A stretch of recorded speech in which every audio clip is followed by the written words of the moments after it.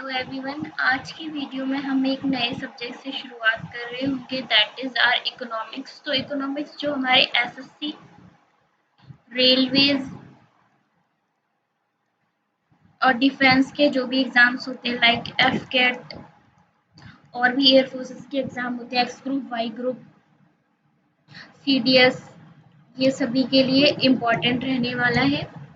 तो हम शुरुआत करते हैं इकोनॉमिक्स से। इकोनॉमिक्स तो सवाल ही आता है, इकोनॉमिक्स क्या होते हैं। इकोनॉमिक्स वो ब्रांच है जिसमें हम मैनकाइंड की इकोनॉमिक एक्टिविटीज के बारे में स्टडी करते हैं। और इकोनॉमिक्स और इकोनॉमी में, इकोनॉमिक्स तो एक थियोरिटिकल सब्जेक्ट है, इकोनॉमी हम प्रैक्टिस कह सकते हैं, प्रैक्टिस को कहेंगे। तो दो ही चीजें, थ्योरी और प्रैक्टिस का डिफरेंस है दोनों में। इकोनॉमिक्स हो जाएगी थ्योरी, और इकोनॉमी जो प्रैक्टिकली हो रहा है दैट इज इकोनॉमी। और अब हम जनरली इन लेक्चर्स के थ्रू देख रहे होंगे, एक तो हम जनरल इकोनॉमिक्स देखेंगे, क्या क्या इंपॉर्टेंट कंसेप्ट्स हैं। उसके बाद हम सोशियो इकोनॉमिक डेवलपमेंट देख रहे होंगे, और कुछ पॉइंट्स हम इंडियन इकोनॉमी के बारे में भी देखेंगे। तो सबसे पहले शुरुआत करते हैं हम जनरल इकोनॉमिक्स से। जनरल इकोनॉमिक्स में मेनली तीन तरीके के इकोनॉमिक सिस्टम होते हैं। जो सबसे पहले आता है हमारा कैपिटलिस्टिक इकोनॉमी, दूसरा हमारा स्टेट इकोनॉमी, और तीसरा हम बात करते हैं मिक्स्ड इकोनॉमी की। तो सबसे पहले देखते हैं कि कैपिटलिस्टिक इकोनॉमी क्या होता है। कैपिटलिस्टिक इकोनॉमी में क्या होता है, in this system all the means of production and distribution are privately owned and this is a profit oriented system। तो कैपिटलिस्टिक इकोनॉमी सबसे पहले तो एक प्रॉफिट ओरिएंटेड सिस्टम होता है जिसमें सारे प्रोडक्शन और डिस्ट्रीब्यूशन के मीन्स प्राइवेट ओनर्स के द्वारा ओन किए जाते हैं, यानी कि गवर्नमेंट का कोई ओनरशिप नहीं होती है। प्रोडक्शन और डिस्ट्रीब्यूशन केवल प्राइवेटली ओन्ड होता है। फिर हम बात करते हैं स्टेट इकोनॉमी की। स्टेट इकोनॉमी क्या होती है? State economy characteristic feature of this system is the social ownership of means of production and distribution. जो प्रोडक्शन और डिस्ट्रीब्यूशन के मीन्स है उनकी ओनरशिप यानी कि गवर्नमेंट के पास होती है, सोशल ओनरशिप होती है। There are two main varieties in this. इसमें दो तरह की होती हैं स्टेट इकोनॉमी में, एक तो सोशलिस्ट इकोनॉमी और दूसरी है हमारी कम्युनिस्ट इकोनॉमी, जो हम आगे देखेंगे। तो स्टेट इकोनॉमी में कंप्लीटली गवर्नमेंट के द्वारा यानी कि स्टेट के द्वारा ओनरशिप है, और कैपिटलिस्टिक में प्राइवेट ओनर्स के पास है ओनरशिप, और मिक्स्ड इकोनॉमी में दोनों के पास होती है। Here, some of the means of production and distribution are socially owned and some are privately owned, जैसे कि हमने कहा अभी। It is actually a mix of the first two types of systems. India falls under this category. और हमारी India भी एक mixed economy का पार्ट है, और जो मिक्स्ड इकोनॉमी में भी हमारे क्लासिफिकेशन किए हुए हैं, जो मेनली तीन क्लासिफिकेशन है, जिसमें primary sector, secondary sector, tertiary sector आता है। तो चलिए देखते हैं ये हम।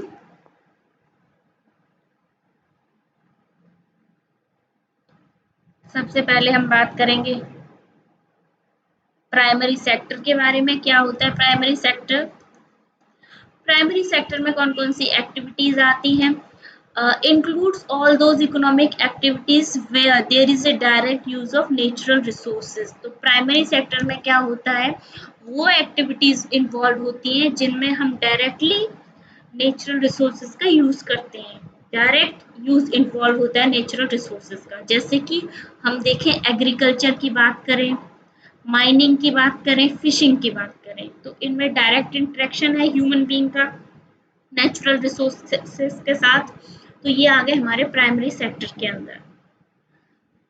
49% of the Indian population is employed under the primary sector. जो हमारी इंडिया की 49% पॉपुलेशन है वो प्राइमरी सेक्टर के अंदर एम्प्लॉयड है, लेकिन इसका कंट्रीब्यूशन नेशनल इनकम में केवल 19% है, जो हमारे जो नेशन की पर कैपिटा इनकम को बहुत ही लो बना देता है। 49% लेबर का पार्टिसिपेशन तो है, लेकिन नेशनल इनकम में कंट्रीब्यूशन केवल 19% देखने को मिलता है। अब दूसरा आता है हमारा सेकेंडरी सेक्टर को मैन्युफैक्चरिंग सेक्टर भी कहा जाता है। इसमें वो एक्टिविटीज इन्वॉल्व होती हैं जिसमें हम प्राइमरी सेक्टर का डायरेक्ट यूज इन्वॉल्व रहता है। डायरेक्ट यूज हम प्राइमरी सेक्टर का कर रहे होते हैं, जैसे कि इंडस्ट्रीज इसके अंदर आती है हमारी, और इंडस्ट्री, इसीलिए इसको इंडस्ट्रियल सेक्टर भी कहा जाता है। ये हमने इकोनॉमिक सेक्टर से हम देख रहे हैं। तीसरा है हमारा टर्शियरी सेक्टर। टर्शियरी सेक्टर को हम सर्विस सेक्टर भी कहते हैं। इसमें जैसे कि हमारी इकोनॉमिक्स से रिलेटेड एक्टिविटीज जैसे कि बैंकिंग, एजुकेशन और टूरिज्म, ये मेन पार्ट है हमारे टर्शियरी सेक्टर के। इस सेक्टर को हम सर्विस सेक्टर भी कहते हैं। Around 27% of our population is employed here.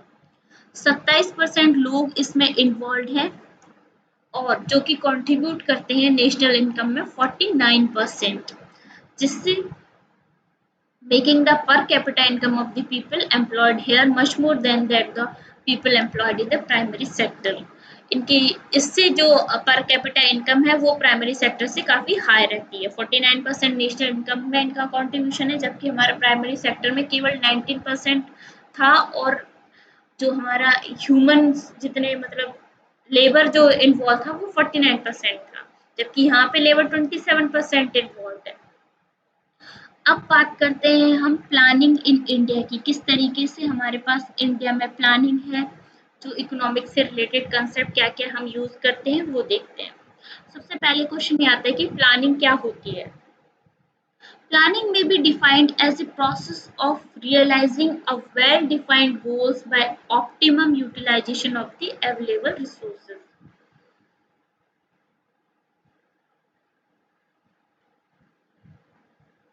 ये हो गया हमारा, क्या हो गया, planning. Optimum utilization of available resources. In India, we are following 5-year plans. India में हम 5-year plans फॉलो कर रहे थे, जो कि हमने अडॉप्ट करे थे सोवियत यूनियन से। सबसे पहला जो 5-year प्लान जो रोल्ड आउट हुआ वो हमारा 1951 में रोल आउट हुआ था, जो चला हमारा 1951 से 1956 तक।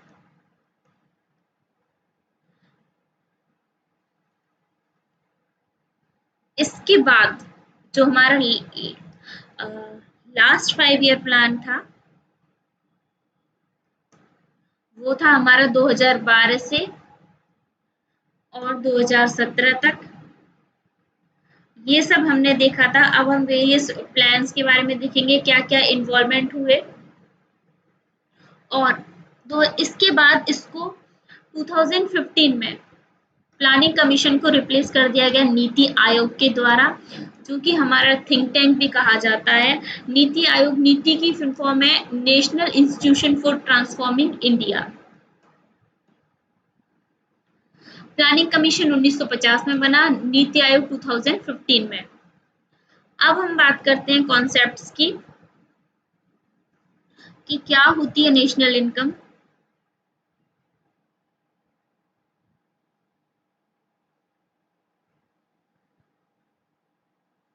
National income. There are various ways of measuring national income of a country and these measures include, कई तरीके हैं हमारे पास नेशनल इनकम को कैलकुलेट करने के लिए, जैसे कि हम देखेंगे gross domestic product GDP, gross national product GNP, net domestic product NDP and net national product that is NNP. तो सबसे पहले हम बात करेंगे जीडीपी की। जीडीपी क्या होती है? It is a monetary value of all final goods and services produced inside a country within a specific time period. GDP हमारी जो मॉनेटरी वैल्यू, यानी कि monetary is related to money, money value जो final goods और services country के अंदर जो produce हो रहे हैं एक पर्टिकुलर टाइम में, वो कहलाता है हमारा जीडीपी। तो जीडीपी कुछ भी नहीं है, जीडीपी जो फाइनल गुड्स और सर्विसेज हैं कंट्री के अंदर एक स्पेसिफिक टाइम पीरियड में जो प्रोड्यूस कर रहे हैं, एक यानी कि एक फाइनेंशियल ईयर में, वो है हमारा जीडीपी। जीडीपी में जो हमारी अब्रॉड से इनकम होती है वो इंक्लूडेड नहीं होती है। दूसरा पॉइंट है हमारा ग्रॉस नेशनल प्रोडक्ट। क्या होता है gross national product? Here we include net income from abroad. Gross national product में हम क्या करते हैं, जो नेट इनकम की अब्रॉड से उसको भी इंक्लूड कर देते हैं। तो ग्रॉस नेशनल प्रोडक्ट क्या बनता है हमारा generally GDP plus net income from abroad, as well as monetary value of all final goods and services produced within a country। यानी कि सारी जो गुड्स और सर्विसेज कंट्री के अंदर प्रोड्यूस हो रही हैं, जो कि हमारा जीडीपी कहलाता है, और जो नेट इनकम है अब्रॉड से वो भी इसके अंदर आता है। तो ये हो गया जीएनपी जीडीपी, दोनों देख चुके हैं। अब हम बात करते हैं नेट डोमेस्टिक प्रोडक्ट की। क्या होता है net domestic product? GDP calculation consider only the monetary value of total output of the economy and does not include the money spent by the economy on the wear and tear of the machinery। GDP में हम क्या देख रहे हैं, केवल जो services और goods जो प्रोड्यूस हुए हैं, मतलब जो हमारे पास आउटपुट आया है इकोनॉमी का, केवल वही जीडीपी में होता है।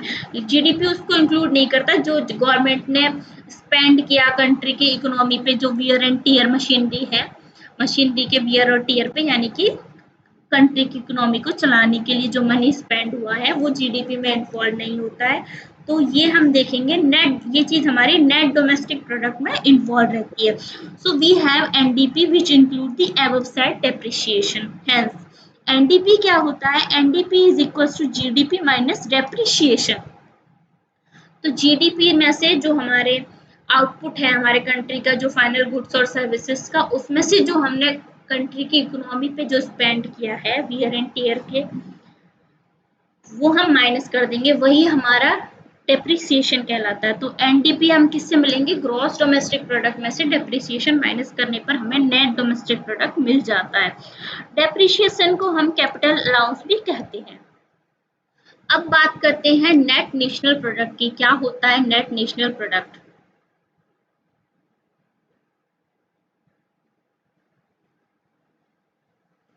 Okay, NDP considered depreciation but does not include net income from abroad.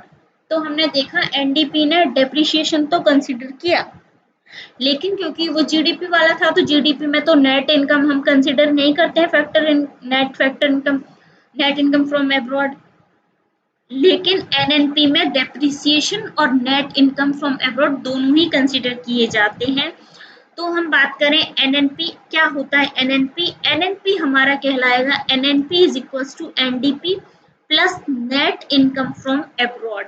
एक तो ये हो गया, और दूसरा अगर हम बात करें जीडीपी के टर्म्स में लिखें एनएनपी को, तो जीडीपी जीडीपी चाहिए, जीडीपी सारे गुड्स और सर्विसेज आ गए। अब क्या, जो हमने स्पेंड किया उसको माइनस करेंगे, ये माइनस कर दिया। लेकिन जो बाहर से अब्रॉड से जो इनकम आई है उसको तो जोड़ा जाएगा कंट्री की इनकम में, तो वो नेट इनकम फ्रॉम अब्रॉड हो गया।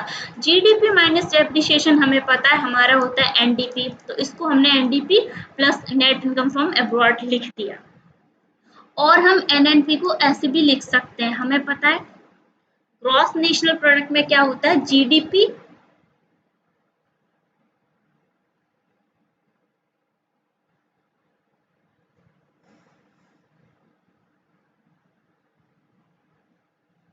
it should be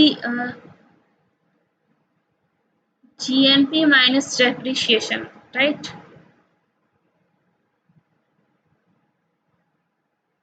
An increase in the GDP of a country indicates that the economy growth in the indicates the economic growth in the country। जैसे ही हम देखेंगे, जैसे कि किसी भी कंट्री का अगर जीडीपी बढ़ रहा है, वो इंडिकेट करता है कि कंट्री में हमारे में क्या हो रही है, इकोनॉमिक ग्रोथ देखने को मिलती है। जीडीपी का बढ़ना, जीडीपी का इंक्रीज होना क्या दर्शाता है कि कंट्री में ग्रोथ, विच normally implies increased per capita income. GDP बढ़ रही है, जीडीपी इम्प्लाई करती है कि जो पर कैपिटा इनकम है कंट्री की वो भी बढ़ रही है। Hence increased standard of living, तो पर कैपिटा इनकम बढ़ेगी तो स्टैंडर्ड ऑफ लिविंग भी बढ़ेगा। It is assumed that with economic development of a country, human development also happens. ऐसा माना जाता है कि जैसे जैसे इकोनॉमिक डेवलपमेंट होता है, किसी भी कंट्री की इकोनॉमी डेवलप करती है, तो ह्यूमन बींग्स का भी डेवलपमेंट हमें देखने को मिलता है.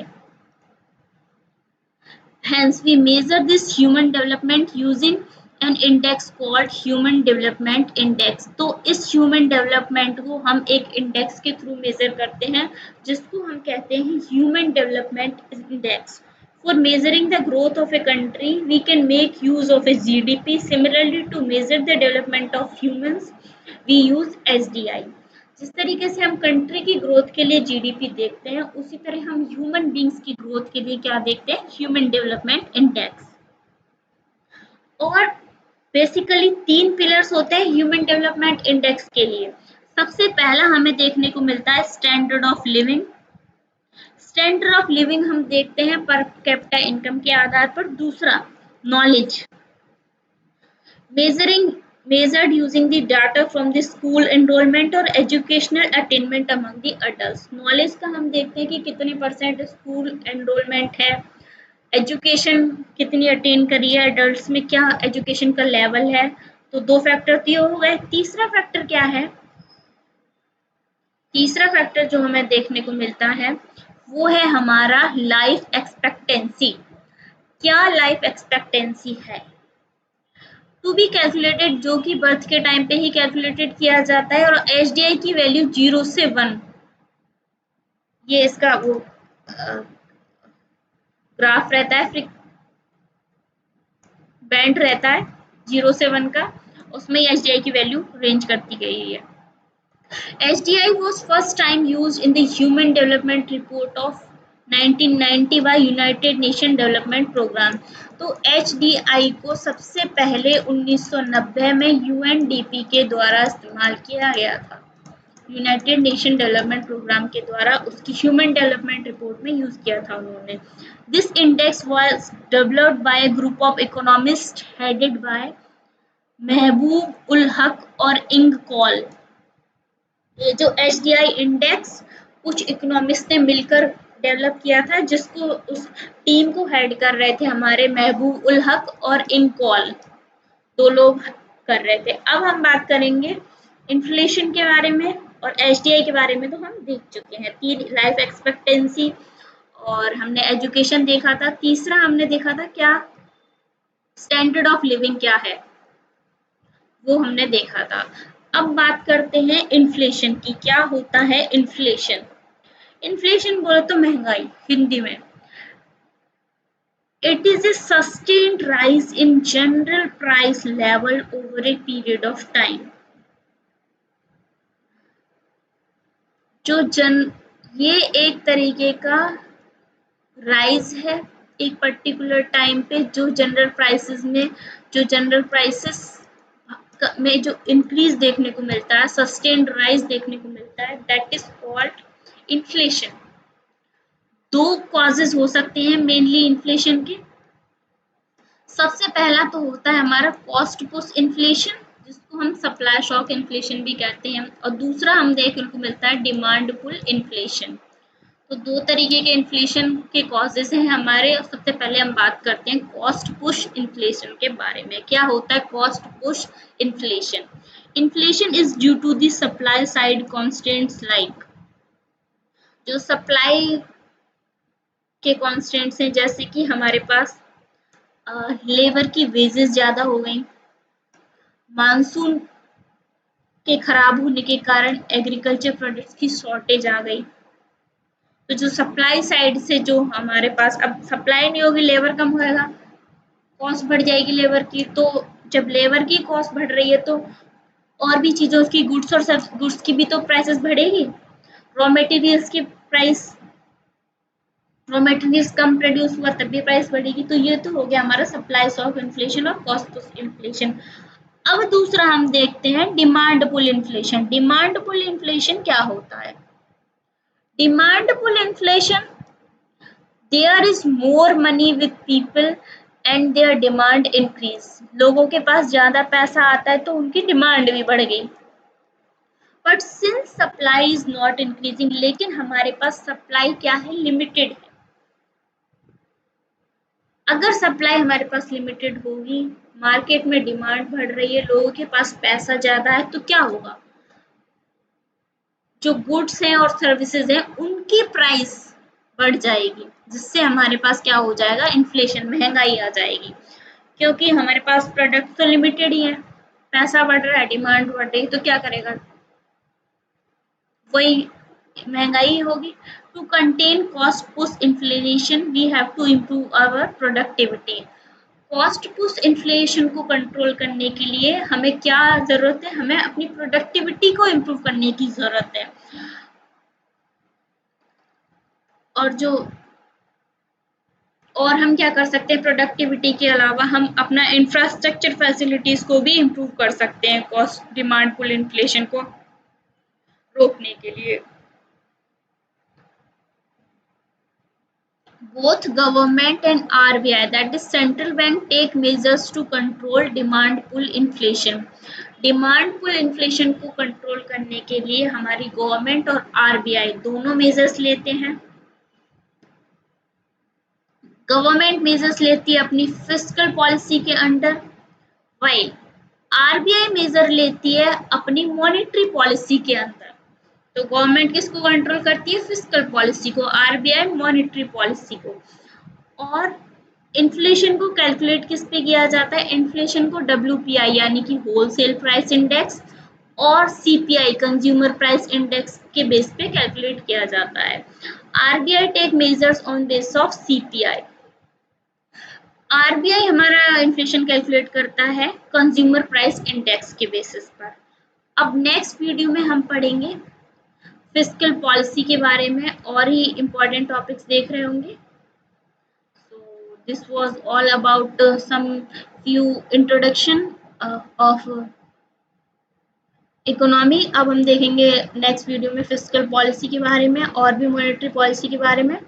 So thank you so much. अगर आपको मेरी वीडियो अच्छी लगी तो आप मेरे चैनल को लाइक शेयर एंड सब्सक्राइब कर सकते हैं। Thank you.